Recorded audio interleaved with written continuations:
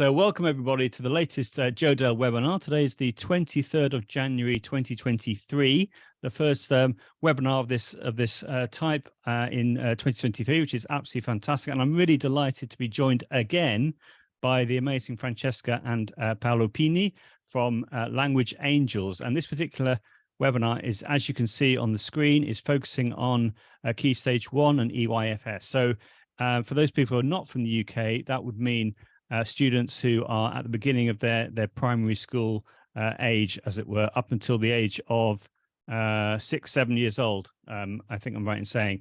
I'd love to now introduce Paolo and Francesca to the webinar.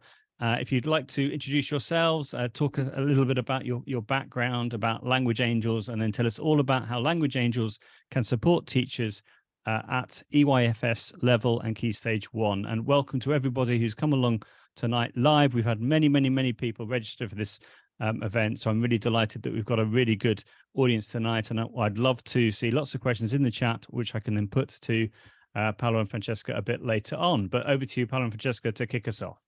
Thanks very much, Joe, and good evening to everybody that's joining us live, and to those of you watching us on the recorded sessions a bit later on. I hope you're all well, wherever you are in the world.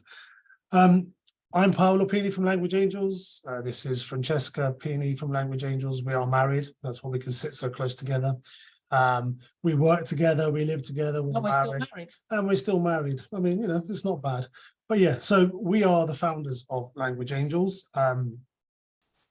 It is a language teaching platform designed for supporting teachers delivering languages in primary school. Now, traditionally, obviously, that's the statutory element of that is in Key Stage 2. So for those of you who are not based in the UK, that is for children that are sort of from 7 to 11 age range.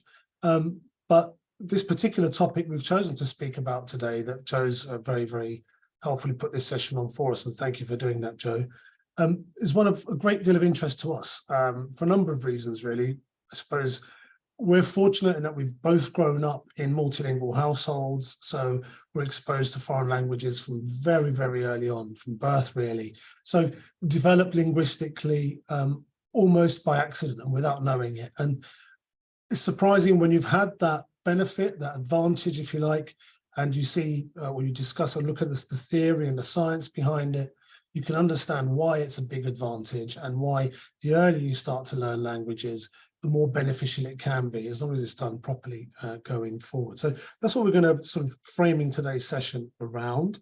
Obviously, Joe said if you have questions, then please put them into Joe, and he'll, wherever we have some natural breaks. But even if there isn't a natural break, if there's an urgent question, Joe, then just jump in. We're happy to deal with them as we go along. I suppose let's just do a quick little bit about Language Angels. So we've been going about 8-9 years now. We come online on our online platform version.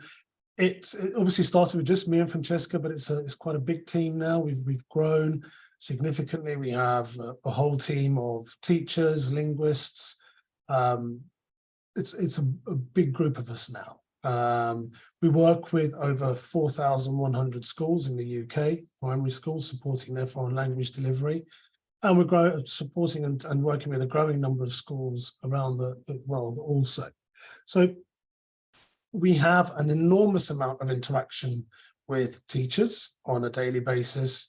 And through those teachers, we have an enormous amount of interaction with our young language learners. And hopefully we're helping do a really good job in putting those foundations in place so that we have a generation of linguists coming through who are both passionate and able and confident when it comes to approaching the learning of foreign languages and love doing so.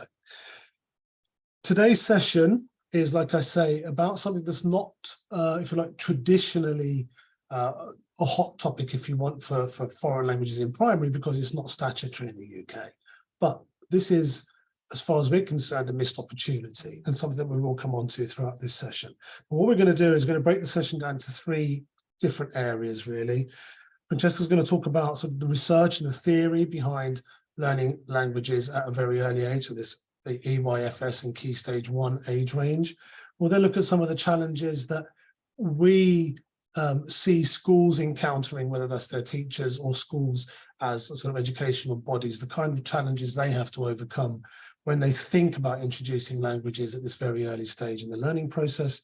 And then Francesca will take us through again some examples of our classroom materials and the approaches we encourage our teachers to take in the classroom with their pupils to really ensure that the pupils get the maximum learning benefit and enjoyment from these language lessons, but also that we're putting the right foundations in place to ensure that the outcomes at the end of primary phase are really where we want them to be. So really, really strong for the pupils and for the schools. So, where are we? Let me click on here. There we go. Sorry about that. So as I've just said, so languages, when it comes to the UK, and I'm sure amongst the audience, we have a number of teachers who are not UK based, but obviously we're framing our discussion today around the UK curriculum. Languages, the teaching of foreign languages in primary schools is statutory or compulsory from Key Stage 2 upwards. So that's really when kids are about 7 years old. And all of the emphasis and documentation that comes from the government and the educational bodies in the UK works from that point upwards. But like I said a couple of minutes ago, that phase before Key Stage 2 in primary school, so when the children first start their language learning, is a really good opportunity to put foundations in place that will be lifelong for these pupils going forward. There are lots of benefits of learning a second language at an early age, and obviously you guys, the fact that you're here at evening UK time, I don't know what the time is wherever you are around the globe, the fact that you're doing this in your own time shows that you're passionate linguists, you're passionate about language learning and about teaching. So I'm sure a lot of these benefits that you'll see listed on the screen here won't be new to you, okay?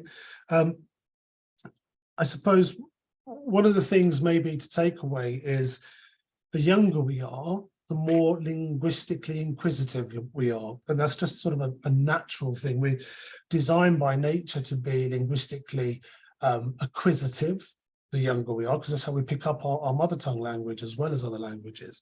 And we're also more inquisitive about the world around us because everything is new and we're trying to find and understand everything that's happening. So that very early phase of education for us, certainly for me, is an ideal opportunity to start introducing our children to foreign languages, but also to their ability to learn languages going forward.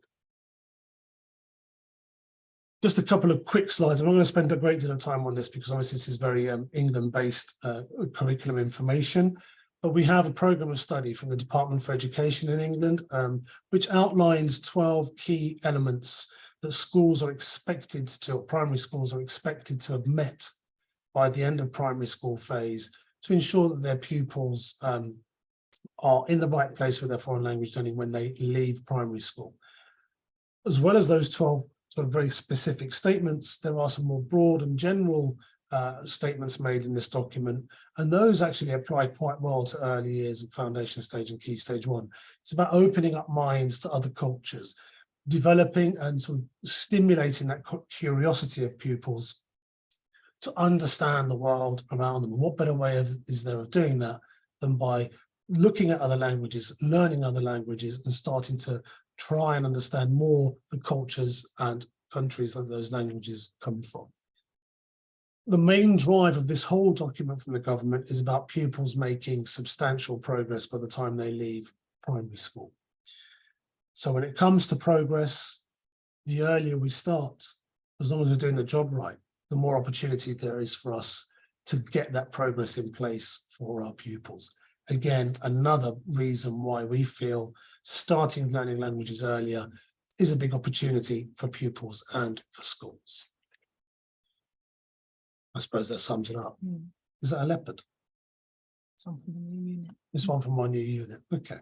So there you are. The more time we have available and the younger we start, then the more time we can develop this love of languages and love of learning. So I suppose this is really what I've just been trying to say for the last 5-10 minutes. Apologies. See, it could have been a lot quicker. I could just put this slide up and I could have shushed. There we are. The earlier we start, the better it is.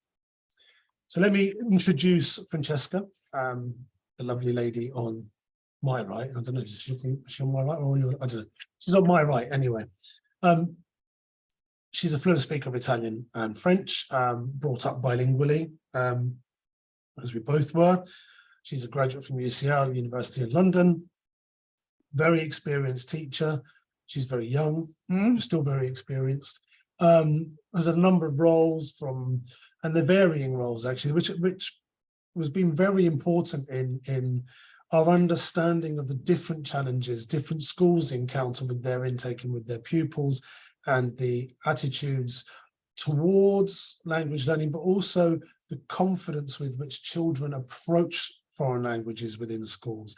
Often that's quite low, and you have to build confidence before we can start getting the learning going. But Francesca's been in inner city London, deprived area schooling, all the way through to very high performing grammar schools in the suburbs.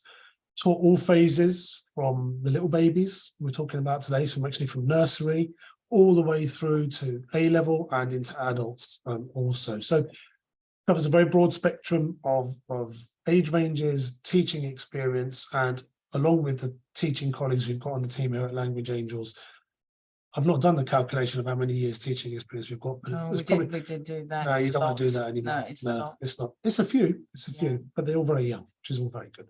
And like I say, 8-9 years ago, we started Language Angels and continue this mission of ours to try and help schools sort of spread that passion for language learning amongst our young learners. So I'm going to hand over to Francesca now, and I'll be butting in at certain points throughout. Okay, good evening, everybody. Thank you for the introduction, Paolo. So as Paolo explained, what we wanted to do this evening was, of course, show you the resources, but there's no point looking at the resources if we don't explain why they're actually working in schools. If you follow us on social media, if you've heard of Language Angels, you will know that we have a really successful Key Stage 1 Early Years and Foundation Stage program. And what we wanted to do today was show you the resources, but as I said, explain why they're working. So what we always like to say at Language Angels is that we are always researching and reading around the subject. We are trying to always keep up to date with the latest research, what research shows works and doesn't work. But most importantly, we are drawing on our own experience within the team. So there's lots of us now that have been teaching for a long time. So putting our own experience into the resources. So in my case, the years that I spent in nursery and primary schools, and then obviously as in my role as a primary coordinator, really looking at how languages were being taught in Key Stage 2. During COVID, we were asked to create materials in the same vein, in the same kind of style as our Key Stage 2 program. Parents were saying, and teachers were able to deliver lessons during COVID when there was online remote situations. So we finally decided, I mean, we wanted to do it for a long time, to actually knuckle down and create a very similar program to the one that we had created for Key Stage 2. So where we're at the moment is that we have a full curriculum for schools, starting from nursery all the way to year 6. So we have divided the resources into Early Years Foundation Stage and Key Stage 1 and Key Stage 2, because the way that we teach languages in early years and Key Stage 1. So as Paolo explained, for those of you that aren't following the same curriculum, you know, the early stages of learning a language, the pedagogy and the methodology is completely different. We have used different topics. You'll see today from the images, even the images that our graphic designer has created are very tailored to that age group, and all of that with the content of our lessons and the way that we put our lessons together in terms of linguistic content differ from the way that we create the lessons at Key Stage 2. So the teaching methodology and pedagogy is completely different. So let's just first of all have a look at some of the research and then explain how we used that with our own experience and knowledge of what works and doesn't work. And of course, like Paolo said, we mustn't forget the input we have from the schools that we're working with. So we're very fortunate that we work with a large number of schools, but a large number, I would say the majority, of excellent schools in terms of the way that they are embracing language learning and really want the children in the early years to have this on their curriculum. And we're seeing a really good trend where schools maybe buy into the package for Key Stage 2 and then very quickly contact us and say it's been really successful. Yeah. Can we now have a unit planner, a program for early years and Key Stage 1? So we do have many, many schools that are starting languages in nursery and they're teaching all the way through to year 6. And that is not just the private prep sector, that is also in our state schools as well. So that's a really, it's a trend that we're really pleased to explore. It's a big compliment in terms of because we're able to facilitate that successful Key Stage 2 foreign language delivery, but also in a way that's actually enjoyable for teachers, and they start to see very quickly immediate results with the children, that kind of positivity and enthusiasm feeds lower down into the school very quickly. So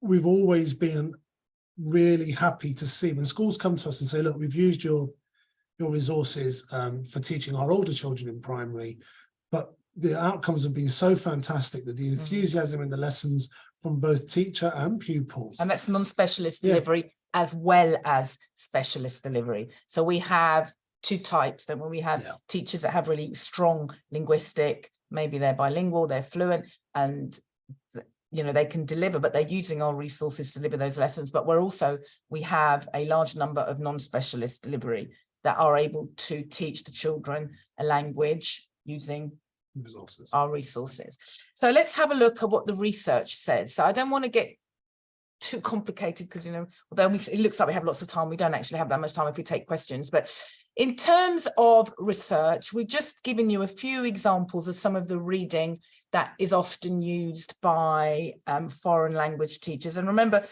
we're going to actually explain in a bit more detail, but we're learning this language as a second language. It's not our first language. So that also has to be in consideration when we are teaching a language in school time. So although we were brought up as bilingual learners, we don't have the same situation when we're teaching the pupils in school. So all of these things have to be considered. So here we have comprehensible input and comprehensible output.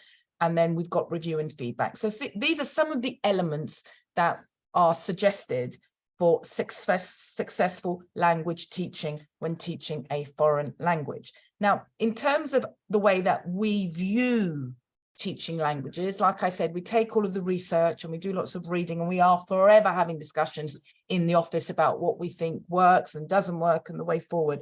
But we kind of see language learning with three kinds of different ways of learning a language, very broadly speaking, of course. So we have our own situation where we were brought up bilingual, where you have, I would say, the good fortune, because I think it was something that we didn't realize we were learning. And as we get older, we realize how easily we learn the foreign language and how we didn't really realize we were learning it at the time. That's the thing. And I think that's the thing. So no formal instruction.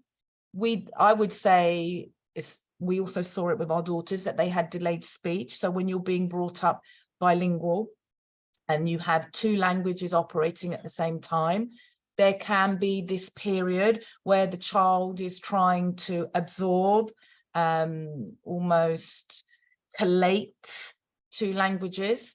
There's a period of organization and organization, which we're going to talk about in a second, actually. Then there is immersion, which is a great way to learn a language. So I always say, especially when I used to teach in secondary, wouldn't it be great if we could go and do a 3, 4, 5, 6 month period in France or Italy or Spain, and you'll come back and you'll be fluent.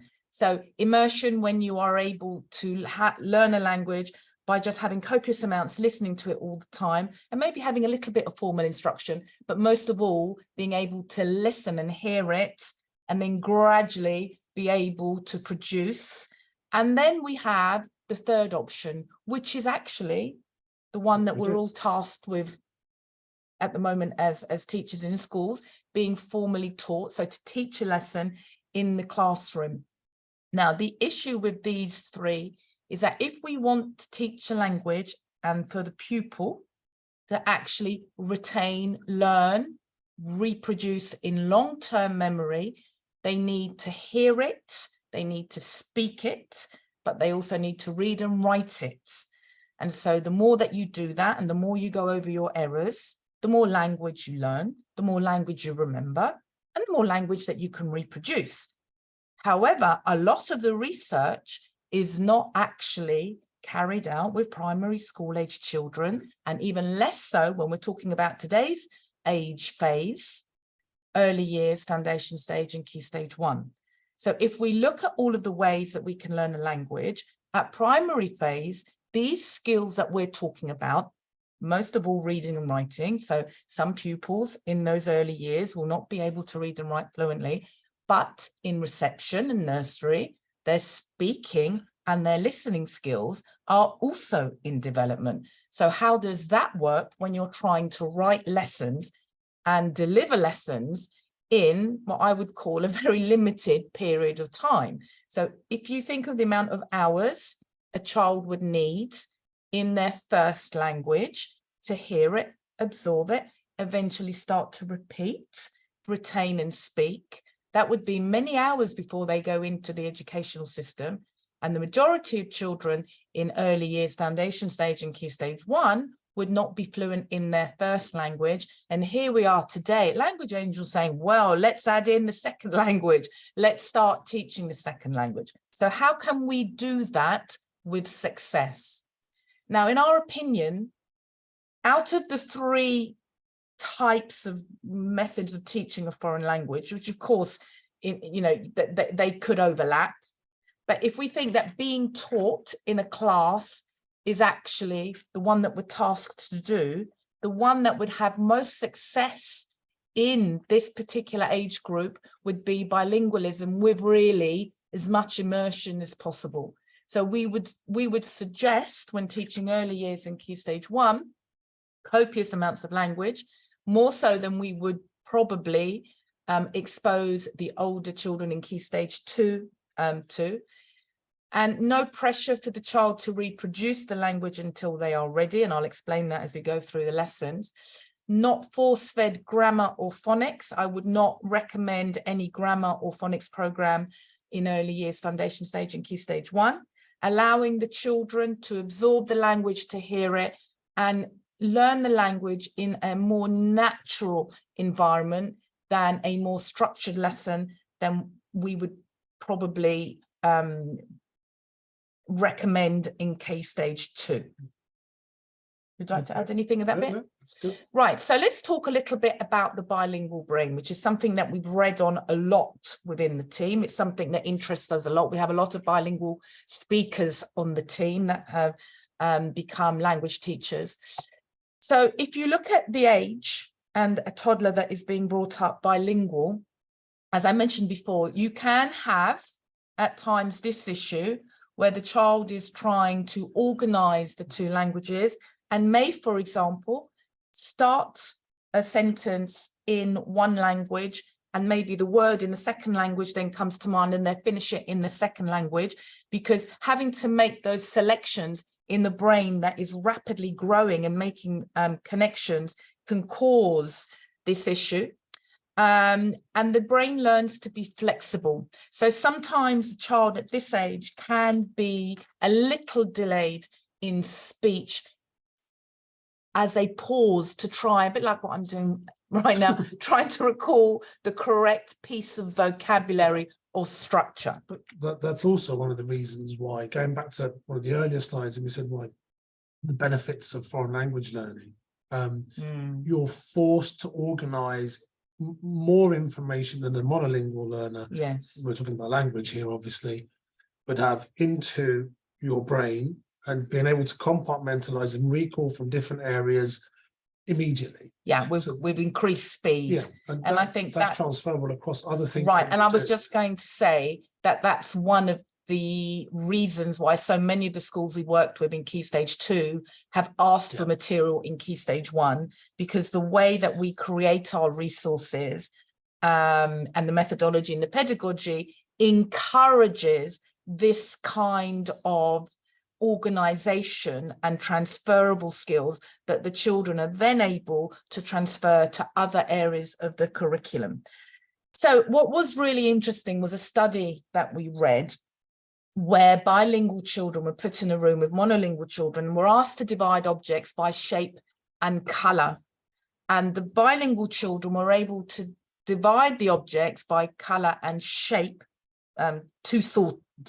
together quicker than the monolingual child. Now, the monolingual child will, of course, be able to do that task, but what was interesting was the speed and the way in which they approached that particular task. So it is this ability to plan, solve, and perform under almost time constraints. It's thinking, it's doing multiple thinking at the so same multitasking. time. So, yeah, so I think the bilingual children were sorting by colour and shape simultaneously, and monolingual children were looking at the colour first, maybe, or the shape first, and then sorting the colour or the shape to sort their final selection out. So we have to keep all of that brain science and the idea that maybe language angels think bilingual learning is a way to move forward with this particular age group, or taking some of the things that work in the bilingual brain. The other thing that we had to keep in mind when we created our program was that when the children are so young, learning implicitly works better than learning explicitly. As they get older, then the implicit turns more into the explicit. So in very broad terms, if I talk about the resources, our young learners have these very visual, pictorial, immersive lessons. And again, this will all become much clearer when we take a topic and I break it down, with less what I would call formal teaching, obvious tasks. And as we go then to the end of Key Stage 1 and we move into Key Stage 2, progressively the lessons look more like a traditional lesson. More structured. Now, there is structure in our Key Stage 1 in early years. The children probably don't realize the lesson is so structured, because obviously we plan from the very minute the child enters the lesson to the minute that they leave. But in terms of the language learning experience, for those younger learners, they feel like they have maybe gone into a world where another language is spoken and they are surrounded by that language. And as they move then into Key Stage 2, Key Stage 3, Key Stage 4, even adult learners, then it becomes much more explicit. So if we just pause for a minute, if you were to go to a foreign country and you were to think of the immersive experience, at some point as an adult learner, you would ask a question: what does that word mean? When I've taught adults, they like lists of vocabulary. They like to know what the English translation is, for example. They like to know the rules. They like to know the rules. They like to know the grammar. Why does it do this? Why does it do that? What tense is this? That does not happen, obviously, with a younger learner. So very young children of this particular age group like to learn implicitly. They don't want to have conscious thoughts, like I said, less structured in terms of lesson, reflection or effort. They absorb the sounds, the structures, and most importantly, the intonation patterns and the way that the teacher delivers the lesson. Adults like to learn more explicitly, and I'm generalizing, but this has been our experience on the team. There is a more deliberate effort in terms of explaining what's happening in the lesson. There is a structure, and it's that analysis. The review and feedback also plays much more. There's probably a little bit more writing involved and explanation on errors, for example. Now, this would be, as Joe would say, a natural pause. So I am going to pause for a minute and ask if there are any questions before. Just while you're pausing, I should have pointed this out to Joe before, just in case. We're in a room where the light which has motion sensor lighting. So at some point it could go off.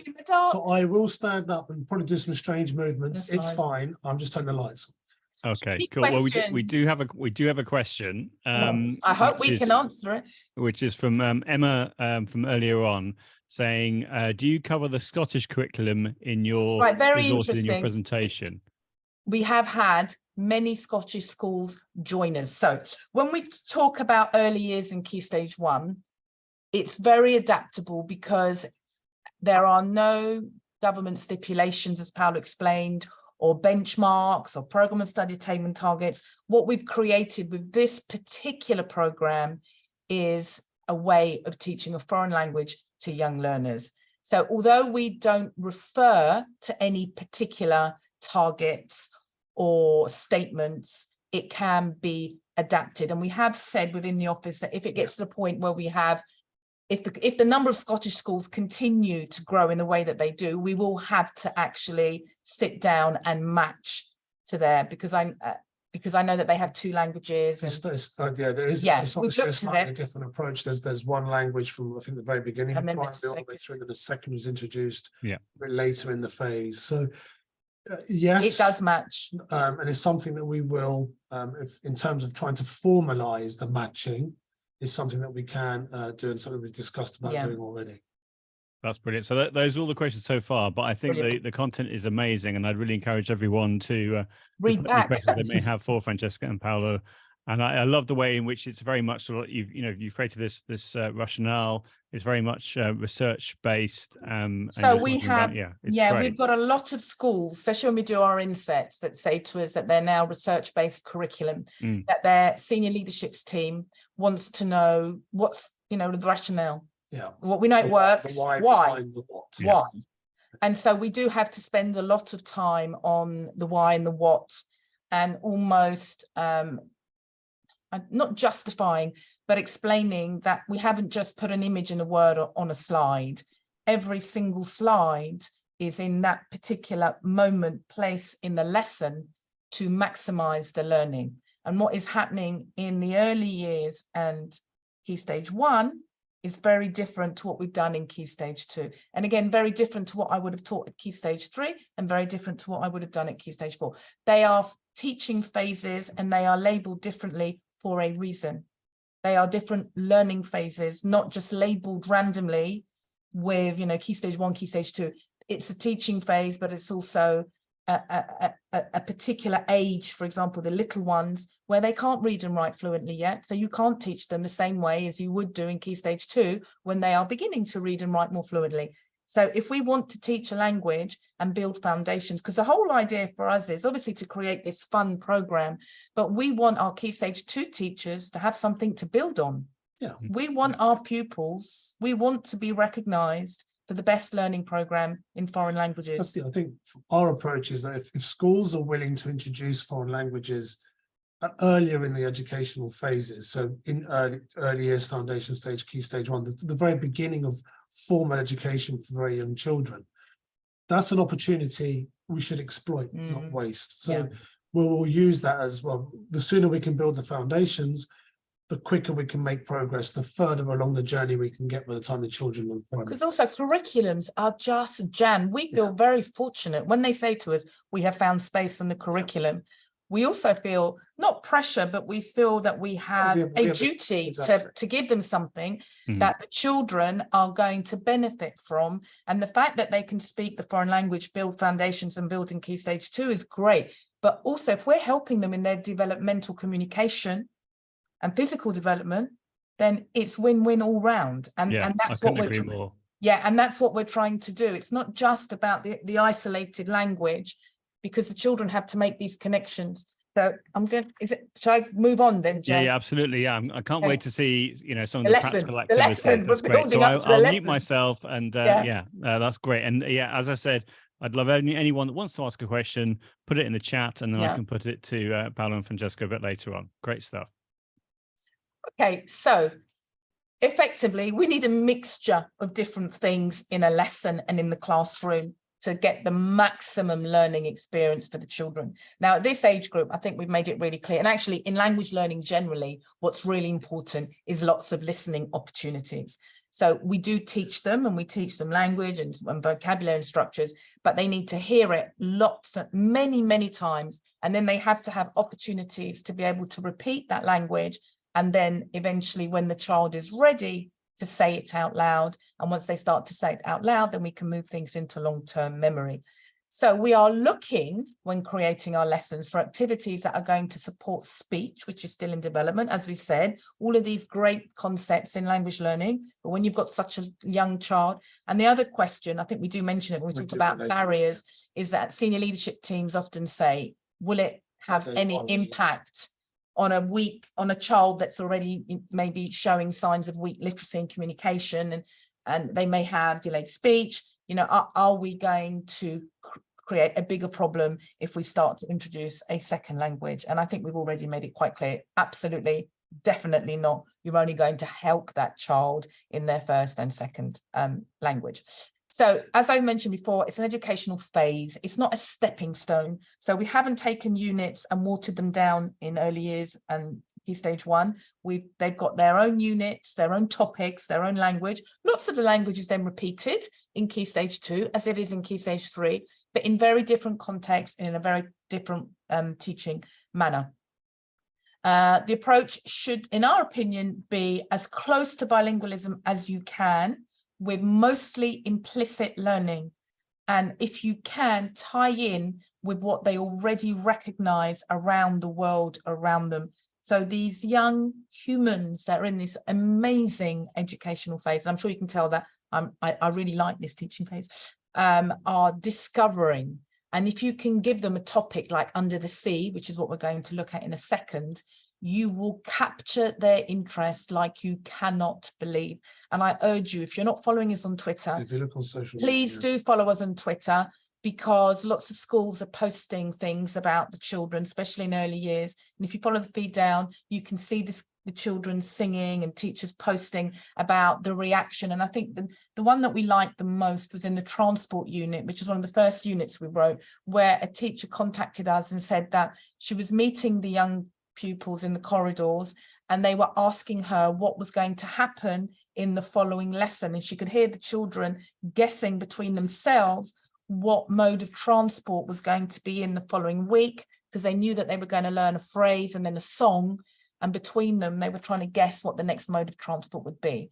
And I would say that's quite something for a young child to talk about a foreign language in a corridor when they're in their very early years of education, let alone learning a foreign language.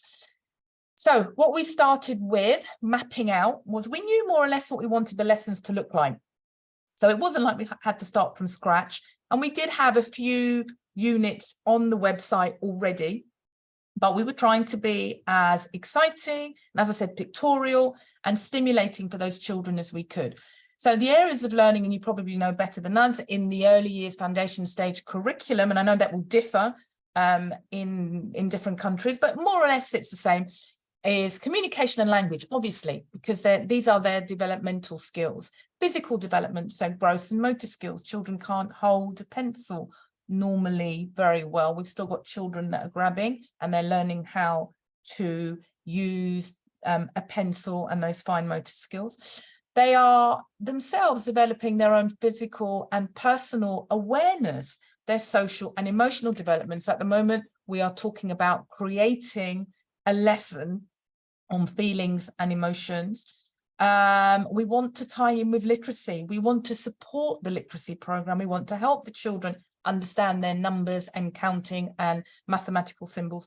We do tackle maths quite a lot, obviously age appropriate, very simple. It's in the foreign language, but it does nothing but consolidate the work that is happening in other areas of the curriculum.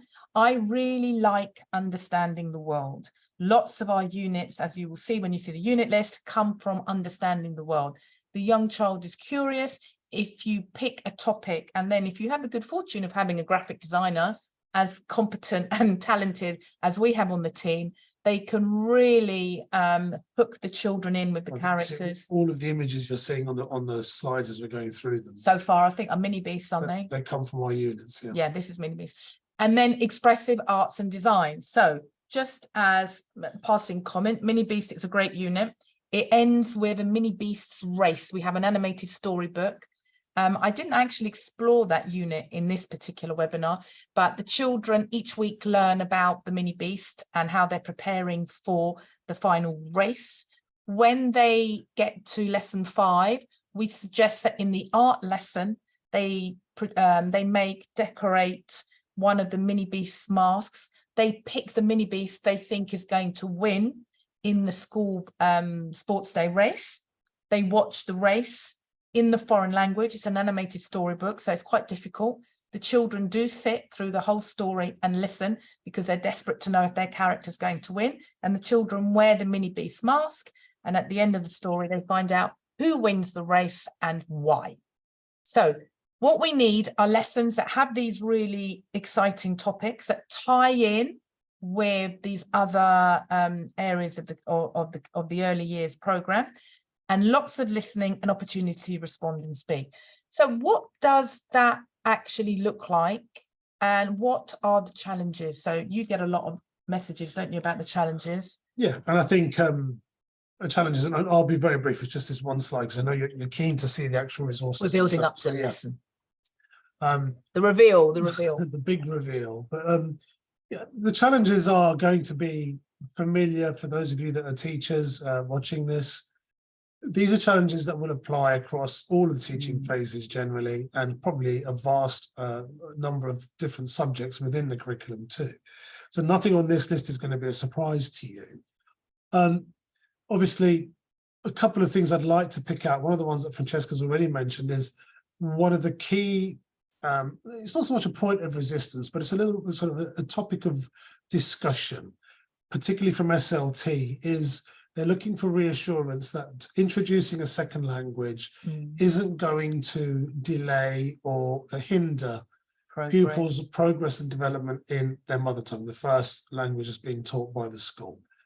And Francesca, I think, has adequately covered it already, that what we're doing is we're encouraging the children, whilst their brains are still in this very early phase of development. Actually, this is the ideal time to introduce it, because this is when their brains and their thinking patterns are at their most malleable. We're encouraging the children to compartmentalize and organize information in their heads, in their brains. And that may result in sometimes words in different languages being used in the same sentence, but that happens rarely and doesn't happen for too long, because immediately it happens, it's a learning point for the kids. Okay, I've understood now. I used the French word for whatever I was trying to say instead of the English word. That goes back in, and that then refines the learning and the memorization process. So it's actually part of the learning process. And then what it does do is the children will have organized that, that method of compartmentalization. So what we tend to say to SLTs when we get this question asked of us is, be patient, okay? It's not going to have any long-term detrimental effect. What it will have is a long-term, extremely positive effect on the outcomes and educational flexibility of the child. That's not just based around languages. These are skills that become transferable in all the all of the learning, the children do. So, you know, we're talking about learning two languages, let's say French and English, for example. But if you're a young kid learning in school, you've got lots of different subjects you're having to compartmentalize information for. So if I'm compartmentalizing French and English, I've got to do the same when it comes to maths or history or geography. I've got to organize my thoughts. And this is just another method of doing that. So that's probably the key challenge. But obviously all the other ones, time, funding, you know, these are all normal questions. And there is a lack of early years foundation stage and key stage 1 training, because notoriously language teachers have all been secondary trained. Now, I know that there has been a focus on trying to have part of the primary training time allocation dedicated to languages, but the lack of expertise and experience, I think, is creating a skills shortage. So, I mean, obviously we do a lot of training, and I feel that we actually understand early years of foundation stage teaching quite well, but it's very different to what happens in secondary. And I think that primary heads are aware and are nervous about some of the methodology that is not primary focused, having, like Paolo said, a negative effect on the child's developmental and educational progress. For me, the most telling fact or bit of information that helps me feel very positive about why we should be teaching languages earlier in the process is because it's not compulsory.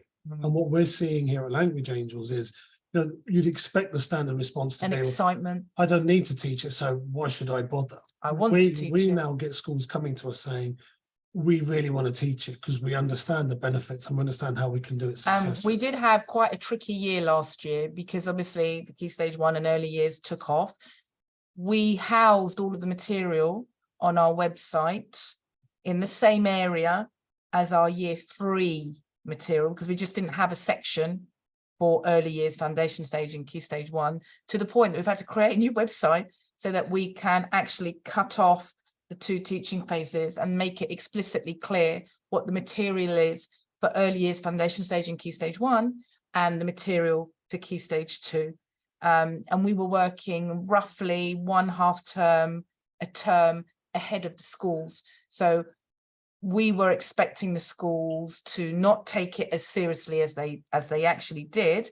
And in our Key Stage 2 program, we have a unit per half term, and we had envisaged naively a unit per term in early years.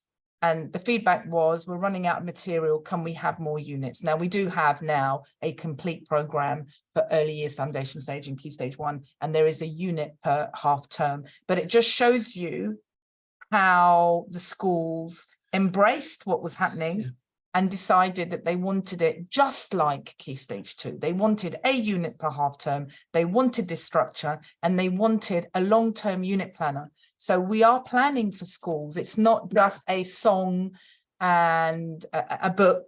It's actually a lesson that is part of a unit, that is part of a long-term program, that is teaching language skills that then will build the foundations for Key Stage 2.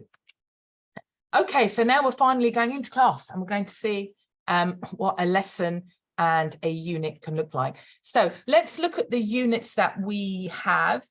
Obviously, we've got what I would call the standard: colors, numbers, shapes. Again, very different in look and feel to what we would do in Key Stage 2. If our schools are teaching colors, numbers, and shapes in Key Stage in early years, foundation stage, Key Stage 1, we don't redo that in Key Stage 2. So we have what we call a dynamic planning system of unit planners, that when the schools come to us and they explain their scenario, which classes are being taught languages, how long they've been taught languages, what we can plot out all of the units. Then obviously we've got greetings. We've got a great salutations unit, which teaches salutations using characters from all over the French speaking world and the Hispanic speaking world. Animals, instruments, nursery rhymes is really popular. We've got 6 very popular nursery rhymes that have actions, and all of the songs are our songs that have been written for us. So as well as having the teaching specialists, and they're very experienced on the team, linguists, we also have the graphic designer team. We have a musician team. So we write the lyrics based on our lessons and they create the music. So the music's really closely tied to our lessons, and I'll show you some in a second. And then everything is put into an audio-visual karaoke video, which again, I'm sure you've heard about the karaoke videos, which are a visualization of information for the children. So the children have this completely immersive experience from the moment they're taught using the interactive slideshow to the minute that then they hit the karaoke video song in the foreign language that has been carefully prepared leading up to that final experience of participating actively, which is a thing I feel really strongly about for this age group, that the pupils should be actively encouraged to participate in their learning experience.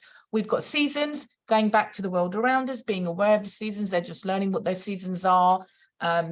So consolidating that knowledge, but using the foreign language as a tool. I've mentioned the mini beasts. Transport is a really popular unit. And then we go to the ones that have been produced most recently, and I would say they're our best material yet, probably. I mean, it's all good, but Under the Sea, which we're going to look at today, In the Jungle. We've just launched Superheroes and In My Town, and we are currently working on Teddy Bear Picnic. And these last 4 also contain children's voices. So we delayed using a child's voice for a very, very long time. We talked about it. We weren't sure we wanted to put a child's voice on the slideshow because we wanted the children to hear the most authentic, articulate, clearly enunciated pronunciation, because we're dealing with a very small amount of language. And we were worried that if the children didn't pronounce the words accurately, that our pupils following those lessons would copy the child's voice. And what we really wanted to do was make sure that they heard really clear pronunciation. But I feel we've got it spot on actually in these last units. So in the superheroes in my town have a child's voice as well as the adult, and everything is professionally recorded. Even the children that we use are professional voiceover artists. Can you be a professional voiceover artist, child? I think you can. I think that they're always with their parents. I know that. And Teddy Bear Picnic will also have a child voice. Before you move off the slide, I'm sure Joe's got questions coming in about this particular image. Yes, this superhero is based on me. That's okay. So we do, if that's okay. So the main question has been around time. So for example, Monica has said, I understand maximizing exposure as close to bilingualism as possible. Right, very good question. Would be ideal when teaching early years and KS1. How does that translate into practice when we're in the classroom for 30 minutes a week? And then a few people have said the same thing. Right, so what we do is we create really tightly timed lessons with a specific methodology and pedagogy. So we're realistic in what we want the children to do as the final task. So when I say the bilingual approach, I'm not producing bilingual learners because I don't have enough time. So they're not going to be bilingual in the foreign language. It is the exposure to the language and the methodology that allows for the best absorption. So we have lessons that are planned for half an hour to 1 hour. Everything happens very quickly in a specific order and in a specific way. There is a very small specific amount of language we want for each unit. By the end of the unit, the pupil will be able to do specific things. So if we look at superheroes as an example, only because it's fresh in my mind and we've just uploaded it, superheroes has 6 characters and it's written around what they're wearing. And believe it or not, it is an introduction to adjectival agreement. I mean, that sounds horrific, but actually it really works. So we only deal with 3 items of clothing. So we deal with the helmet, the mask, the shield, and the shield. And what the character does is they introduce themselves by name. Now, superheroes in the list is actually in the right order. So it wouldn't be a unit that I would say to do first. I would do greetings first. Greetings is then revisited in the majority of the units on this side. So in superheroes, the character presents themselves with their name and where they live. And because we want the children to be immersed, they live on a planet. And the planet is orange. And in this orange planet, his name is Orient in French, for example. He describes what he wears and what he does. And by the end of the unit, it's differentiated in that if you have a very able linguist that is picking up a lot of language, they will be able to say their name, where they live. They will be able to describe what they are wearing and 3 superpowers.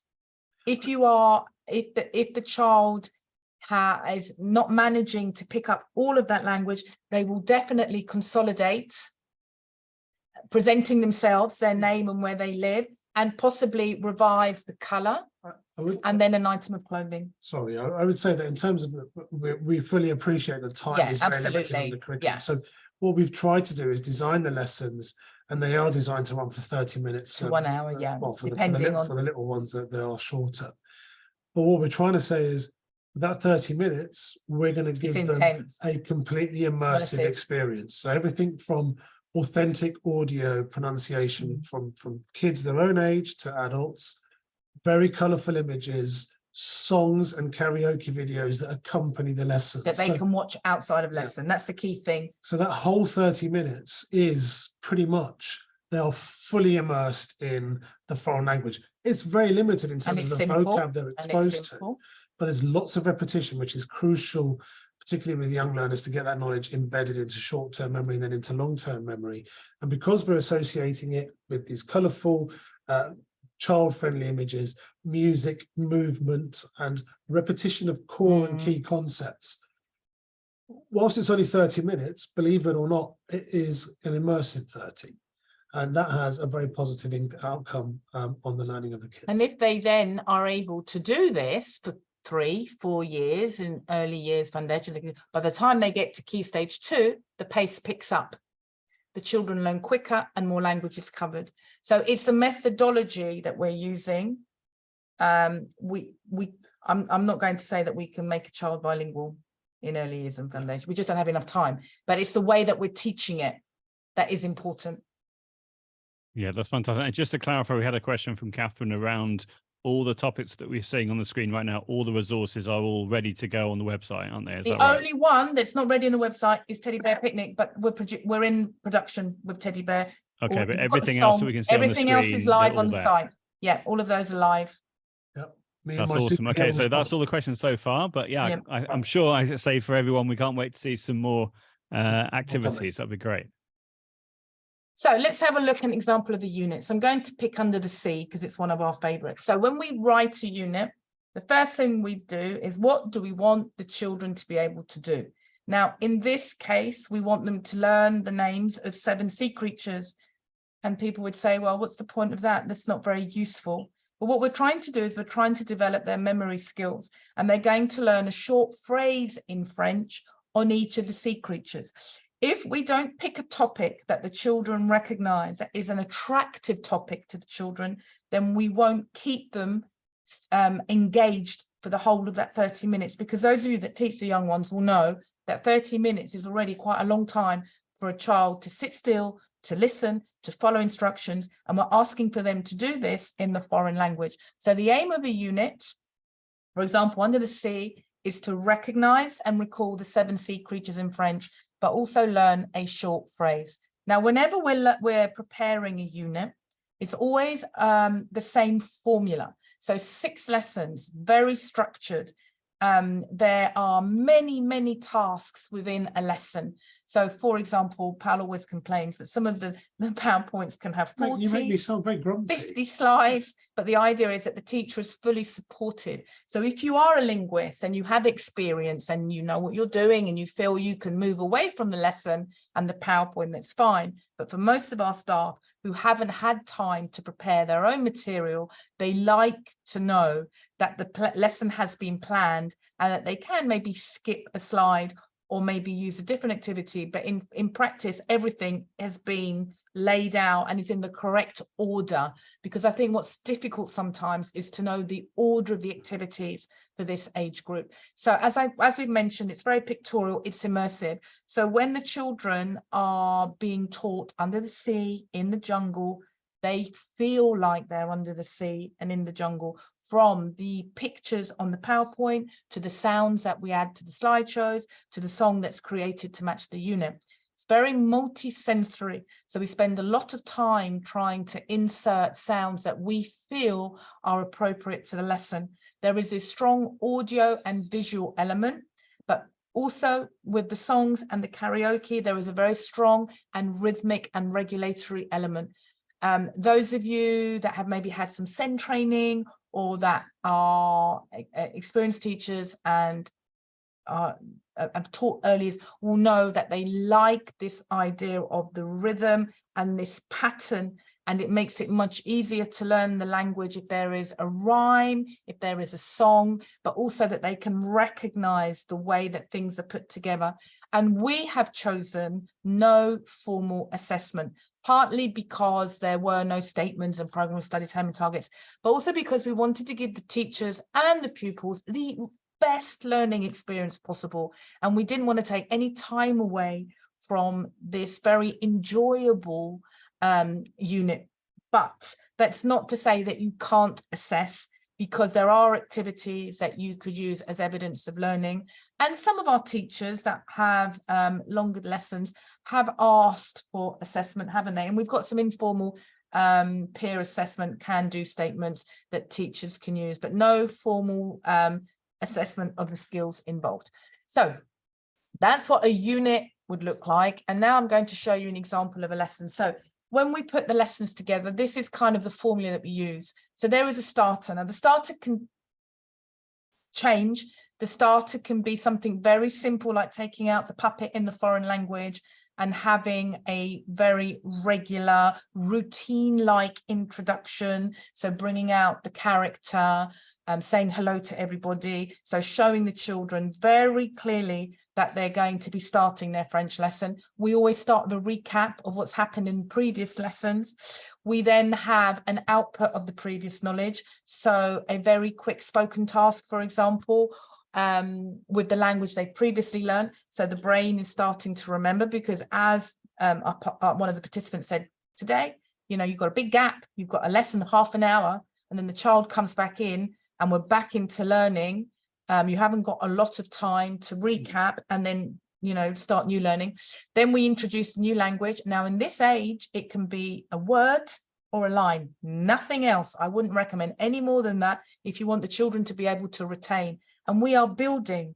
And if we build these skills gradually, securely at this age, by the time we go forward, fast forward a couple of years, then the vocab learning becomes much easier, much quicker, and we can move on to more complicated tasks. We then combine previous learning with new learning, and then we have a task where they show that they are beginning to understand and can recall. It won't be in long-term memory yet, but they can recall. And then there will be a plenary, and often the plenary can be the song that they are actively participating in with actions. Now, we put all instructions on the slide. What's really key, I think, when you have a short lesson, is that there are instructions on the slide. And the reason that we write them in English is to help the staff remember what's happening, because we provide support notes, but it allows the teachers to do the activity as quickly as possible. Now, there are various versions of this one. One of these, I think, has a ship that hides the animal, sea creature, but this would be a lesson where the children have already been introduced to these creatures. And what we're doing here is we're hunting for them behind the ship that's at the bottom of the sea, and we're also revising numbers. And again, let's count them together. So always actively involving the children. Now, that may seem obvious to the adult, but unless the adult articulates this to the children, they won't actually understand what's happening. You can see here, this is an example of a task. So the children would have to try and guess what is behind the helmet at the bottom of the sea. And it would be maybe the sea creature that was introduced in the previous lesson, or it's the one that's being introduced in this lesson and they're being asked to recall it, but alongside the other sea creatures. We're running short on time. No, I can't tell. That's with the audio providing also for pronunciation. Le poulpe. And you can hear that it's very clear, very slow for the children to be able to copy clearly. And the idea is to have as many activities as possible that are almost game-like. So the children would be watching. They might have mini flashcards. They might have the sea creature can be handed out randomly, for example, and the children have to guess which one it is. And then obviously they are asked to try and say that creature L'étoile de mer. in the foreign language. And that carries on for a number of slides, building gradually. The children don't realize they're only repeating a limited amount of language, but the language starts to become more familiar, more instinctive, and they are able to reproduce. We already start, for example, towards lessons 3 and 4, when there is enough language to provide what I would call very simple listening activities. These can be done on paper at the desk. We do provide these as black and white copies, or the children can come to the board, and with our new PowerPoints, there is the pen element where marker where they can, the software now allows you to draw directly onto the screen. That'll be when the new website launches. And again, I mean, I won't play all of them, but and you can go forwards and play. And the beauty actually of the resources is you can play that audio as many times as you need. And if you do have a pupil that maybe finds it difficult to sit quietly at the desk, they can come to the board and play the audio, for example, or you can call a different pupil for each audio to play. So there are lots of things that you can do. And on the support notes we provide, we recommend how to actually carry out the tasks in the lesson. And again, we have to remember the age group that we are dealing with. So if you're thinking of nursery, you know, reception, year 1, this is as much as they can probably manage. They do see the written word, and then we go to the phrase. Le poulpe danse. And then we encourage the children to create a dance like they're seeing on the slide. They have an action for each phrase. So that sort of physical movement, particularly for very young learners, helps in terms of them learning, but also remembering. It's adding an extra element to the memory bank of, well, what did we do when we saw the octopus? It was the dance. This all builds up and helps them recall and reuse this knowledge going forward. So although we may not think that this word is high frequency and useful, this verb definitely is, and it will be something that they will see in the Key Stage 2 program, but they are seeing it in a different context in early years foundation and Key Stage 1.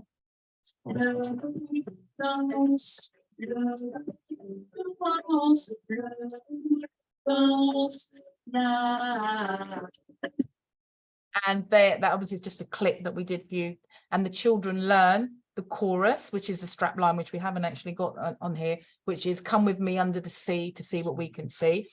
And then they learn the verse. So there is a chorus strap line, and then there is a verse, and that builds up to the end of the unit where the children generally have 7 phrases and actions to learn with the song, which gradually over the years builds up a really nice bank of vocabulary. So what's really important with this age group is routines. Children just love routines. So what may seem very structured and repetitive to the adult is completely different for the children. You will see if you start one of these units, the children cannot get enough. And what seems like very little language repeated, probably way too much, is actually spot on in terms of what the children need. They need to be in a very safe, encouraging environment, and they need to be taught to be ready to learn. So these routines are the foundations of the language learning that will then follow after early years foundation stage and Key Stage 1. Teach little and often if possible. Half an hour is really the maximum amount of time that a child can probably focus and concentrate fully. We do provide follow-up activities and the song. If you can do it more than once a week, great. I don't think that happens very often. In our experience, half an hour is about maximum. We also encourage class mascots. I mean, I'm not even sure if these are available anymore. I know that some were out of stock, but just anything. It doesn't have to be the stereotypical character. It can be any character. So I really like the doll, childlike puppets, where they maybe the children can have a vote and decide on a French name or a Spanish name, depending on the language, German, whatever language that they're studying. They could have a name and they could be a character, and they become part of the class. Exactly. Particularly for our younger learners, they find it, they really interact with the sort of the mascot, the puppet.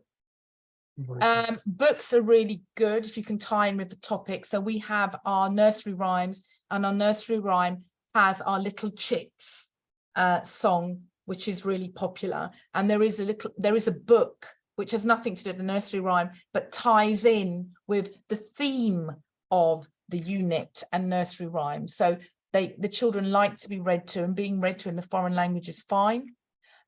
So as we come to the end, what we wanted to really focus on was that it's okay to have time for talk. So you saw probably on the slideshow that I had some instructions in English, and that's absolutely fine. Children really need to know what they're doing and why. And just before the task arrives, explain to them what you want them to do. Focus on those listening and auditory skills. Make it as visual and fun as possible. Do not be scared to use a topic where you think that the language might not be useful later on. It's not just about the isolated vocabulary. It's about language learning strategies. And we have to hook the kids. And we have to hook them in. If they can relate to them, even if it seems a bit random, if you're able to hook them in with the characters, the colors, the sounds, then as a byproduct, they're going to learn the language. don't forget that developmental, emotional, psychological development the child is going through. So you'll notice that in the activities, we were asking them to make choices. That's a skill. Yeah. It's not just about the language choice, it's about making a choice. Plan the curriculum really carefully. So we've been really, we've spent a lot of time looking at the units and why they're in that order. So yes, that was a great unit and it was really pictorial. Why didn't we do that right at the beginning? Because actually we wanted to look at colours and numbers first, so that when we came to in the jungle, under the sea, we could use that vocabulary for some of the tasks. Allow the children to respond, give them time, and lots of implicit learning where the children are involved in these tasks and they're not even really aware that they are learning a foreign language. And I think something that really resonates with me is they've got to be active protagonists. It's good for them when learning a language to feel like they are in that scene, that they are with those characters, they are invested in those superhero characters. They are at an age where imagination and imaginative play is really important. It's fundamental to their learning. It's fundamental to their learning. And if we tie in with that, with the foreign language, I think that we really do have a win-win situation. Now, are we okay for time? Yeah, we're done. In terms of the presentation, Joe, that's the end of the presentation. I hope that gave a flavour for the units that we've got and the look and feel and the kind of activities. Absolutely, and we've got some lovely questions that now the questions have become flooding in. Okay. In the last few minutes. But yeah, thank you so much for showing the approach for teaching, specifically Key Stage 1 and EYFS. I think it's really interesting talking about how the methodology is different. It's very different. Yeah. That's wonderful. So we'll go through the questions, if that's okay, in order. So that we had a question a while ago, which was, I presume this is in relation to whether, I'm not sure whether the person asking the question is not a specialist, but the question is, could you give us an idea if the idea is to speak only French or Spanish or what have you in the lesson? Is that the idea in that 30 minutes? Because if you're non-specialist, obviously that will be a challenge. No. So as much foreign language as possible. If you are a specialist, you could do that as long as you're really clear in what the children have to do, because sometimes target language can be to a point where the child is unable to follow the instructions or the activity. So at that age, the child is very receptive to body language and gestures, more so than Key Stage 2. So if you're a specialist that speaks the language fluently, then you could probably do that, but as long as you're really clear on what you want the child to do. But most of our users you read the instructions in English, so the child is really clear. And because we offer the song and the animated storybooks, there's plenty of language around, and it's pronunciation. So both have benefits. And absolutely. Yeah. Absolutely. My instinct would be great if you can do it, but just make sure that with your body movements and the instructions, you haven't lost any of the children that may be looking at the screen but aren't actually quite sure what's going on. But most of the tasks are really obvious actually at this age. We're not asking for anything complicated. And the vast majority of the schools we work with will always deliver instructions in English. And so the use of target language will be specific to the vocabulary being taught, not the sort of supporting of the teacher. However, this age group is more receptive to following in the foreign language, even if they haven't 100% understood.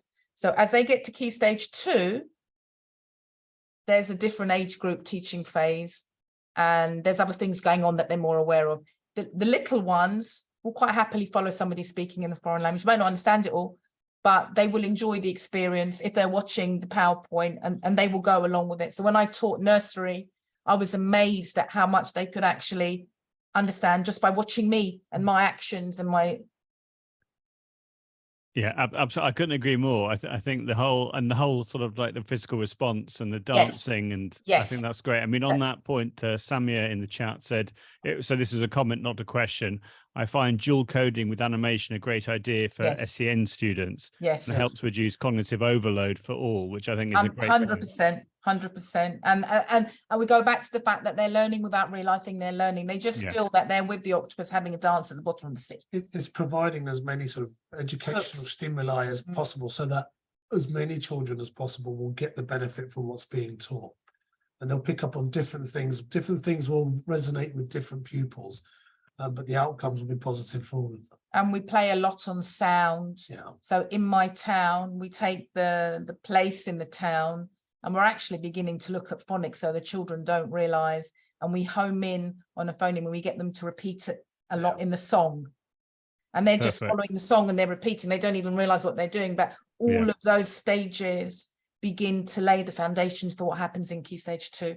Yeah, lovely. I mean, if you have the opportunity of teaching Key Stage 1, absolutely, and then moving on to Key Stage 2, that's perfect. When I was working in a middle school, it was like Key Stage 2 moving to Key Stage 3, and the fact you had a lesson a week with the Key Stage 2 students really helped for the progression going into Key Stage 3. It was fantastic. Excellent. Okay, let's do some more questions if that's okay. So we had a question from Anna. I teach both French and Spanish to Key Stage 1. Are the themes and resources the same for both languages? And also, is it possible to have a trial of the resources to see how the children respond to them? Absolutely. So they're mirror. Everything is the same. When we create units, they're created across 3 different languages, so they're the same. So if you're teaching French and Spanish, you'll have all of these units available in both of those languages.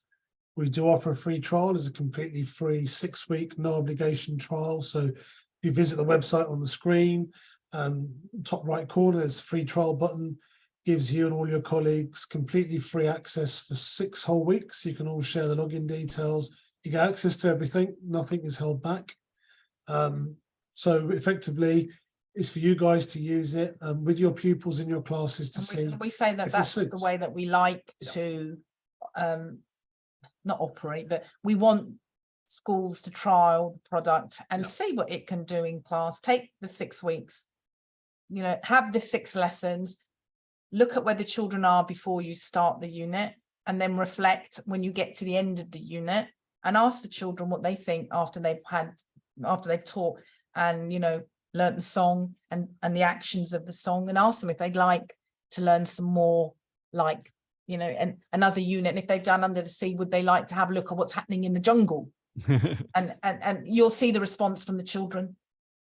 Yeah, that's fantastic. Lovely. We had another question around, does the program include things like flashcards, as I like to keep them away from screens and use pictures to play games? What would you say? Yeah, every unit comes with classroom display material, which is effectively flashcards, and where appropriate, we minimize and create almost like a snap card kind of package as well. All of the images have their own flashcard with writing, without writing, and there are also some very simple desk-based activities. Exactly. So to try and minimize that kind of sort of screen time exposure, then there are very age-appropriate desk-based activities which the children can use and complete to consolidate the learning that's taking place in the lesson. Yeah, that's fantastic, because I remember in the Key Stage 2 webinars that we did, seeing how comprehensive the resources were. I'm sure it's the same, that you're providing so much for the subscription. I think it's fantastic. It's wonderful to see. That's great. We had another question from Orla, which is, do the books come with a subscription? Everything is included. So the audio books, they're not printable. So the books we saw on here are from Little Linguists. They're not our books. Okay. We don't have our own books. We've got our audio visual animations, our karaoke videos, but we haven't got any hard copy books. They're not our books. That's fine. So we had another question around, do you have a book recommendation list? Yes. So presumably you would just say, go to the people that produce. Yeah. Okay. And then the last question is, and thank you ever so much for all these great questions. Do you include Christmas, Easter, Galette des Rois, etc., so like, cultural activities to celebrate the language and the culture in your planning as well? Yes. So In Key Stage 2, we currently have 4 cultural lessons. 5 in French. 5 in French that are separate to the program, but the cultural element is weaved in. So we have a unit called Me in the World, where characters compare religions and favorite celebrations and languages. But then we do have, and we have a Christmas lesson. We're just actually changing the Christmas lesson, because we used to have 1 Christmas lesson, and the schools complained and said that if you did the Christmas lesson in 1 year, then what were you supposed to do next Christmas? Very good point. So at the moment, we've just commissioned a Christmas song, and we've written 4 Christmas lessons. We have discussed doing something for early years, foundation stage and Key Stage 1. So we haven't at the moment got a dedicated Christmas lesson for this particular age, but we do have it in the Key Stage 2 offering. But if it was something that schools wanted to, I mean, it's not particularly challenging. It's not difficult. So no, it's cultural. It could be used. There's a lot of food mentioned, but it could definitely be used lower down in the school. And the song is very easy as well, that we're having written at the moment. But then there are dedicated cultural lessons for each of the languages. Obviously, they differ because the cultural they're not the same. Elements will be different in the different countries. But yeah, so there are dedicated cultural lessons too. That's awesome. And then we had a question from Nikki, who's from the Isle of Wight. Nikki, I don't know if you know, I live on the Isle of Wight, so it's lovely to connect with you. Asking about whether, in addition to French and Spanish, if you offer other languages, and if not, are you considering offering other languages in the future? So at the moment, we have the program exactly replicated in 3 languages, French, Italian, and Spanish. We are investigating German at the moment, and then we will then expand. So what the plan was to finish the Key Stage 1 early years foundation stage program fully, and we've got another unit or 2, and then we have enough for one unit every half term from nursery all the way to year 2. And then we will look at expanding languages to follow. Fantastic. So fully resourced. Fully resourced. Wow, we've got some more questions coming in now, and Nikki says thank you, that's lovely, which are as follows. So Kate's saying, do you provide knowledge organizers for each topic? So knowledge organizers, we have the knowledge organizers in what I originally envisaged as my link document. So when we first wrote them, I wanted it to be a document for staff, parents, and senior leadership. And in my head was that if a teacher inherited a class that had a couple of French lessons, Spanish lessons, and they hadn't taught the language, the knowledge organizer was a document that would fill them in what the children knew and what was happening in that unit. So they were really popular, but the staff told us that they wanted the children to be able to access the knowledge organizer. So we have a knowledge organizer for every unit I would say adult form. I don't know how to explain really. Internally, we refer to those as our adult. There are teacher knowledge organisers, but we're now actually just finishing off a whole range of pupil knowledge organisers. So we're presenting similar information, but in a much more child-friendly way. So, and we've distilled the information down so that it's much more relevant to the learning of the kids. So the short answer is yes. Across all of our resources, there are 2 knowledge organisers provided, 1 specifically for teachers, and now also 1 for pupils. So the one for teachers is live, and the one for pupils, we're just doing the alignments and where they've been written. They're not live on the site just yet. They will be soon. Our our document designer is pulling his last few hairs out. He's getting there. Yeah. Love it. And then we had another. We got lots of questions, if that's okay. We've only got a few more minutes, but keep your questions coming in, everyone. So we've had the question: can a school subscribe to early years Key Stage 1 and not Key Stage 2, or does it all come as a package? And then she's put in brackets, I'm thinking of budgets. You know, it's not to be rude, but so, currently, the current site is 1 subscription for the lot. The new site we're releasing at Easter will offer Key Stage specific subscriptions and the split. And so very simply, because of budgets. So it will be, there'll be an opportunity. This site is going to be going live over the Easter holidays. From that point on, you'll be able to subscribe to just EYFS and Key Stage 1, which will obviously be our cheapest subscription. You can then also subscribe to just Key Stage 2, or you can have an all the way through subscription.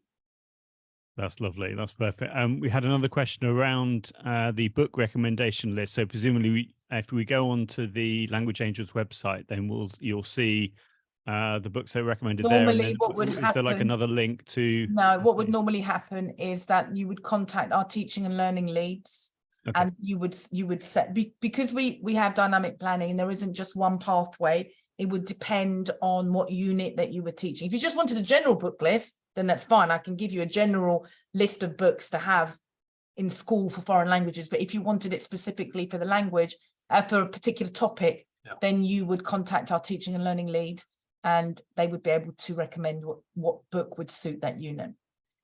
Because some of our schools don't have time to get to the book. They just have time to deliver the lesson. So that would be something extra. But yeah, we could definitely direct you to the book that would match the unit. Fantastic. Lovely. Oh, well, we'll do a last question from Anna, if that's okay. Can the children use a password to use the resources at home if they wanted to, or is it use for in school only? So there are two, short answer again, Anna, yes. Yeah. So we provide a pupil area where kids can log on. You can, as the teacher, can set up login details and access for them, and they can access all of the karaoke videos and our selection of interactive games. So that's via the web-based application, the web-based solution which teachers use in school. We're just about to launch an app which kids can download, which will give them the same access. So if they have access to a mobile phone or a tablet at home, for example, they can download the Language Angels app, which will be going live hopefully Friday. And they can then use the same login details, and they can access all of the karaoke videos and also the games from the app. Wow, that's really exciting. Will that be on Android and on Apple? So first release is on Apple. It's already live on Apple. No one's got the login details yet. We're making a small change to the app. Android is following in the next 10 days. Amazing. That's well, what a great way to finish. I think that's really exciting news. Brilliant. So thank you so much again to Paolo and Francesca for really giving a fantastic detailed explanation of how you cater to those younger students at Key Stage 1 and EYFS. Some lovely comments coming in the chat right now.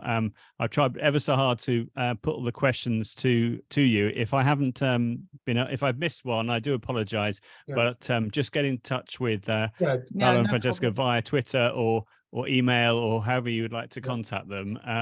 Yeah, it's just been wonderful. Yeah, it's been really, really interesting. Thank you so much. And as I've said already, I'll be posting the recording onto my YouTube channel, which is available at JoeDale100. So you'll be able to watch it as many times as you want to. Feel free to pass on the link to other colleagues who may be interested in learning about how they can support their children at those early years, which is, I couldn't agree more, so crucial, little and often. Yes. Absolutely great stuff. Yeah, some lovely comments in the chat right now. Just great to see so many people here as well. So I really appreciate everyone coming along. Thank you so much to our lovely presenters for giving such a great presentation. And I look forward to seeing everyone at the next one. So take care, everybody. I'm going to stop recording right now. And then I hope you enjoy, wherever you are in the UK or around the world. I hope you enjoy the rest of your time today, be it the evening, the morning, or the afternoon. Okay, take care, everyone. And I'm going to stop recording right now.